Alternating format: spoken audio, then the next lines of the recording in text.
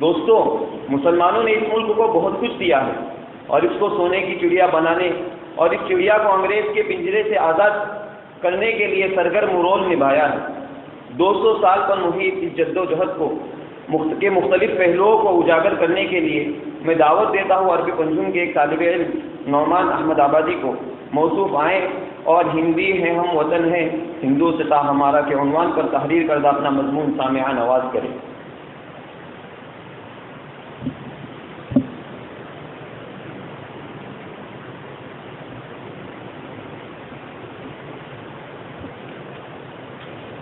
بسم اللہ الرحمن الرحیم، نحمد و نصلی علی رسول الکریم، اما بعد۔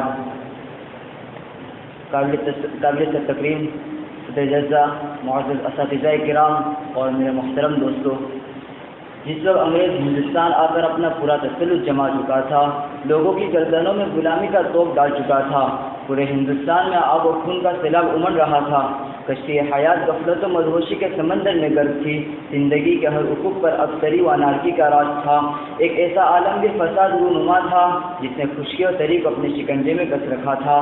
آخر یہ سلسلے روز و شب کب تک برقرار رہتا؟ ظلم کی دبی چادریں کب تک بوسیدہ نہ ہوتی؟ کب تک حیوانی خواہشات کی تکمیل ہوتی رہتی؟ کب تک مسلمانوں کو اس تکلیف زدہ ماحول میں زندہ رہنا پڑتا؟ کب تک مسلمان غلامی برداشت کرتے رہتے؟ کب تک مسلمانوں کی حمیت و غیرت جوش میں نہ آتی؟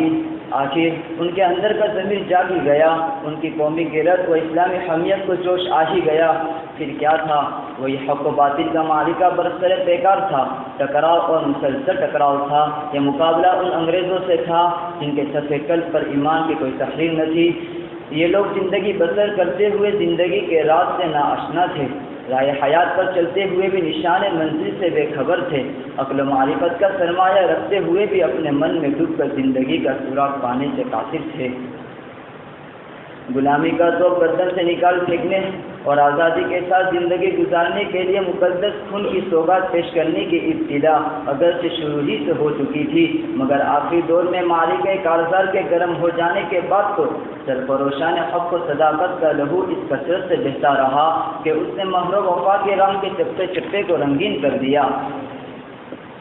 اس دیش کو آزاد کرانے کے لیے اور انگریزوں کو مار بھگانے کے لیے ہم مسلمانوں نے اپنی جان و مال کو قربان کیا، پھانسی کے پھندوں کو چوما، جیل کی کوٹھریوں کو اپنا جائے قیام بنایا، میدان جنگ میں فولاد کی تلوار بنے سینہ سپر ہو گئے، فلک پوش آگ میں بے خوف و خطر کود پڑے، الغرض جس طرح کی قربانی دینی پڑی دی اور انگریز کو دم دبا کر بھاگنے پر مجبور کر دیا۔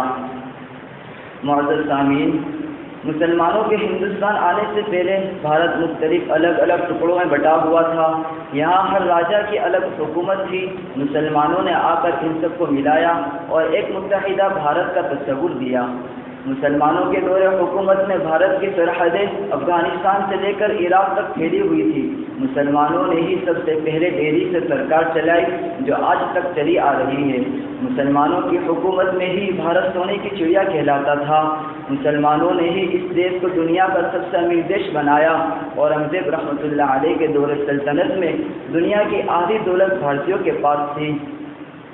مسلمانوں نے اسے صرف امیر ملک نہیں بنایا بلکہ تاج محل، لال قلعہ، قطب مینار جیسی بیسوں خوبصورت عمارتیں دی جو ہندوستان کے حسن کو دوبالا کر دیتی ہے۔ آزادی کے بعد بھی مسلمانوں نے اس ملک کی حفاظت کے لیے نت نئے طریق اپنائے، ٹیکنالوجی کا سہارا لیا۔ سلطان ٹیپو نے راکٹ ایجاد کیا، مغلوں نے توپ خانے اور کئی ہتھیار ایجاد کیے، APJ عبدالکلام نے ایٹم بم بنایا۔ حاضرین، ہم مسلمانوں کے دلوں میں ہندوستان کی کتنی محبت ہے اور ہند کے لیے ہم کیا کچھ کر سکتے ہیں۔ شعر: دل ہمارے ایک ہے، ایک ہی ہے ہماری جان، دل ہمارے ایک ہے، ایک ہی ہے ہماری جان، ہندوستان ہمارا ہے، ہم ہیں اس کی شان، جان لٹا دیں گے وطن پر ہو جائیں گے قربان، جان لٹا دیں گے وطن پر ہو جائیں گے قربان، اس لیے ہم کہتے ہیں ہمارا بھارت مہان۔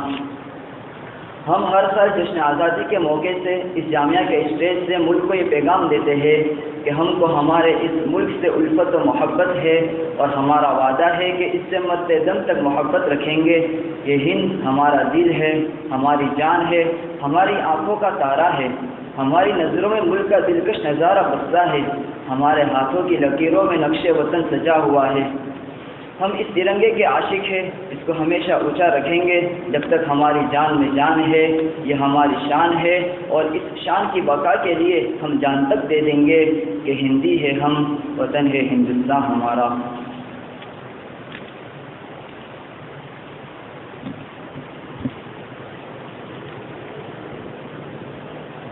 شاعر نے سچ کہا ہے، یوں ہی نہیں یہ برگ و ثمر لہلہائے ہیں، یوں ہی نہیں یہ برگ و ثمر لہلہائے ہیں، پیڑوں نے موسموں کے بہت دکھ اٹھائے ہیں۔